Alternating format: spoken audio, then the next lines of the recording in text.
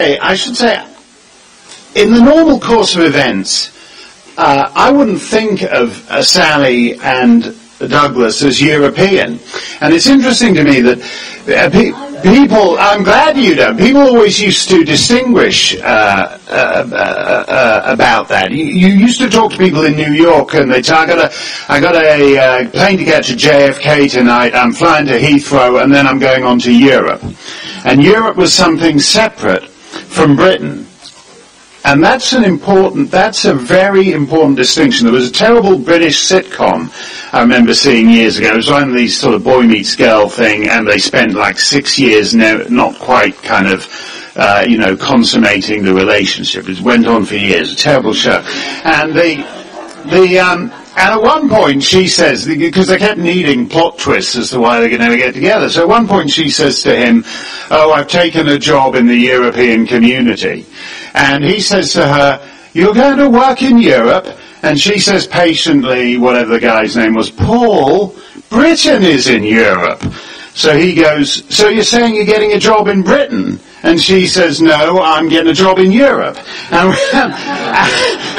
And the whole point was that Britain was separate from Europe. And it is interesting to me, you have a panel, except for this rebel colonist here, that is all children of the British Empire.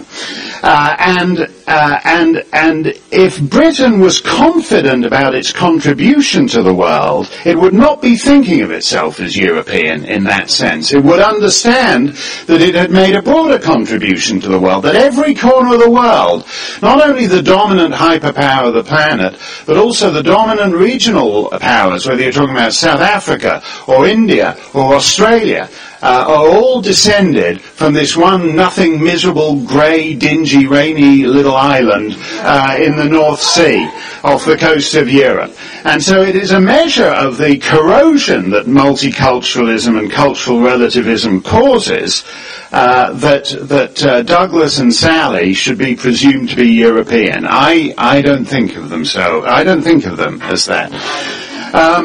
But to address multiculturalism more broadly, I mean, what I find fascinating is you take traditional isms, fascism, Nazism, communism.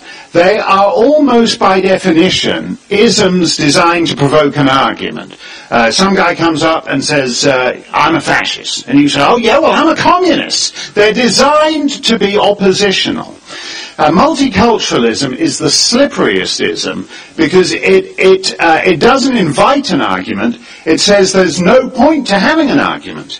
It says basically, if everything is of equal value, what the hell is the point of talking about any of it? And that is what makes it such an elusive enemy to get a hold on. Now, almost every Western country has signed up to full-blown multiculturalism.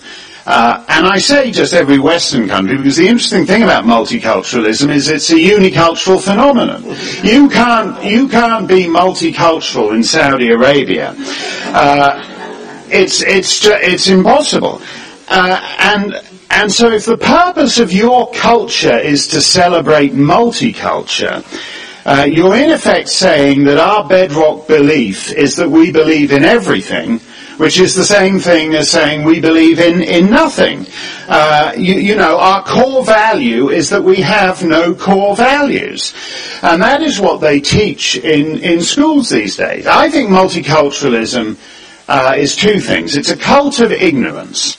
I said we were all, except for this rebel colonist here, we were all children of the British Empire.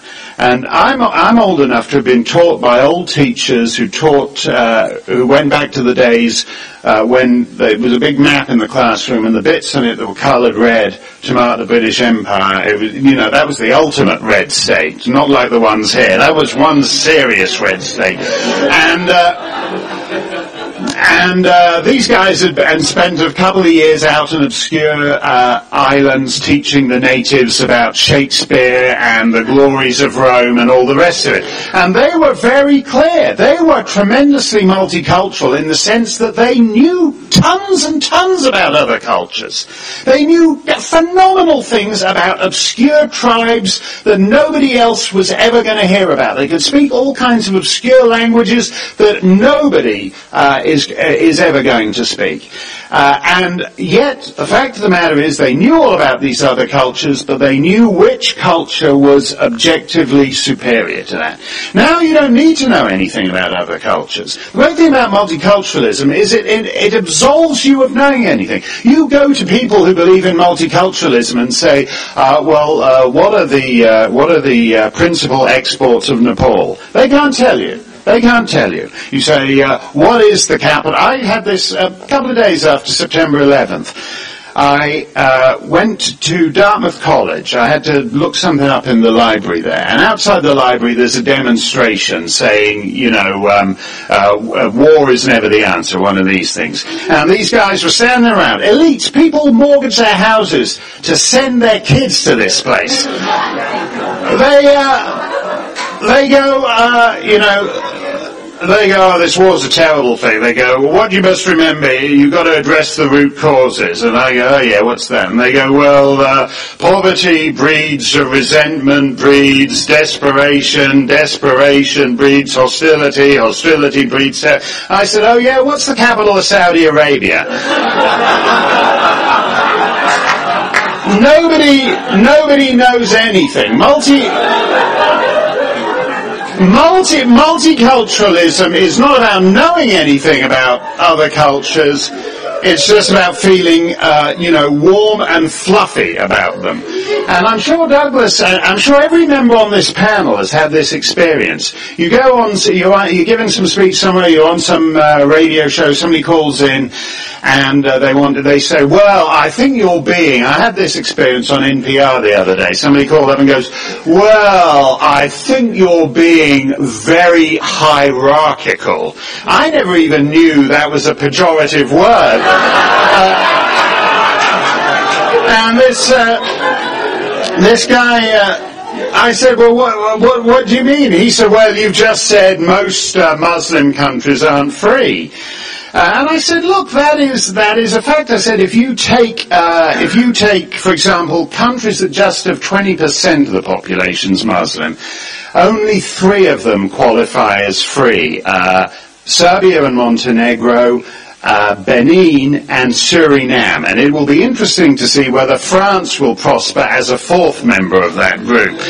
And the guy goes, well, what do you mean there isn't free? They're not free. And then you start reeling off objective statistics about literacy, about GDP per capita, about women's rights, about votes and democracy.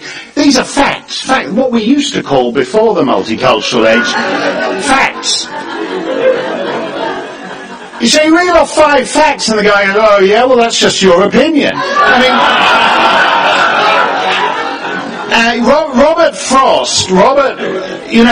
Robert Frost famously said of free verse that it was like playing tennis with the net down, and the trouble with you can't discussing cultural relativism with cultural relativists is like playing tennis with some guy who says your ace is just a social construct.